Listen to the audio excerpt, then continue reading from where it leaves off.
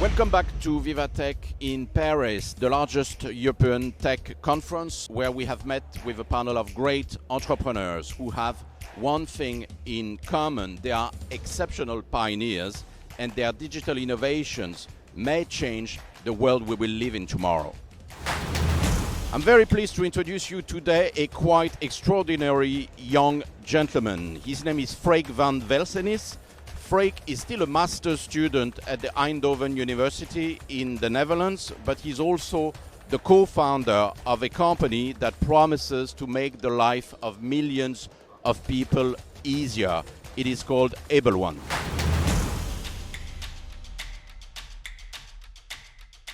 For Hable, our mission is really to make smartphones completely accessible for people with blindness.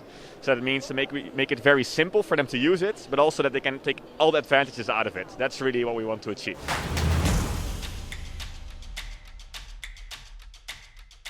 So it's actually a much larger market than a lot of people expect. So in Europe, if we look, there are over 5 million people that are blind right now.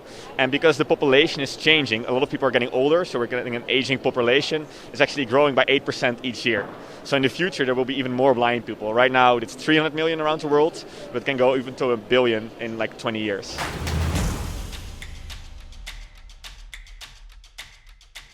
What you're seeing here, it's like a controller. It's around the size of my phone. And there are 8 buttons. The middle 6 buttons are the white buttons. Those are the braille dots. So if I would press this button, that's an A. If I would press these 2, that's a B.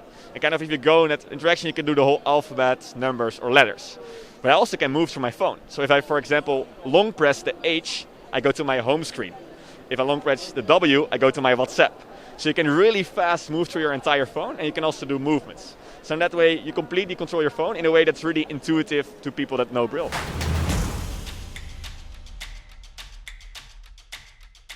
I'm doing this company with my co-founder Ayushman, and his grandfather was blind, and he couldn't use his phone at all, which we see with a lot of blind people.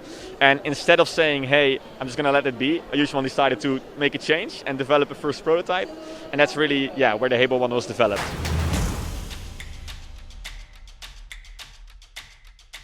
The steps are a lot of mistakes. That's first of all. I'm a very young founder, so is my co-founder. So we made a lot of mistakes. First of all, we did not do a lot of testing with people.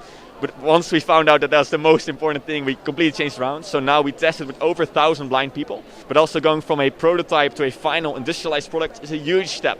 So there we needed the funding, we needed to find the right people that could help us and get like all the organizations behind you. And that's really what it takes to go from a prototype to an actual industrialized product that we sell in 3 markets. Right now in the Netherlands, Belgium and UK, and by the end of the year, hopefully 10 countries.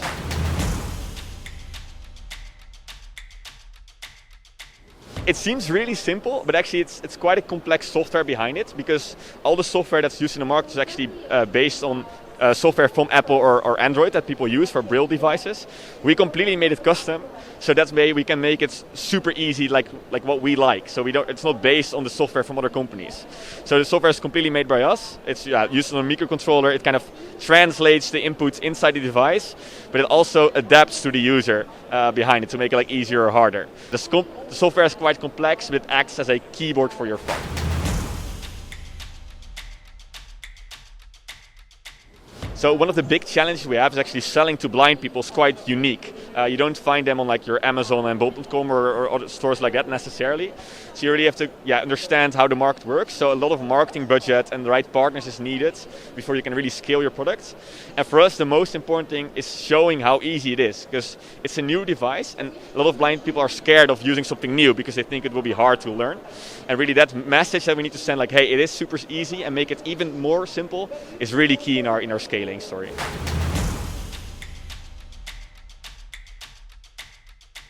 No, so I come from what I like to call a very social background. So both my little brother and sister have a handicap, and both my parents work with people with a handicap. So I've always kind of worked in that environment, and I always find it so fascinating to work with people that are a little less fortunate.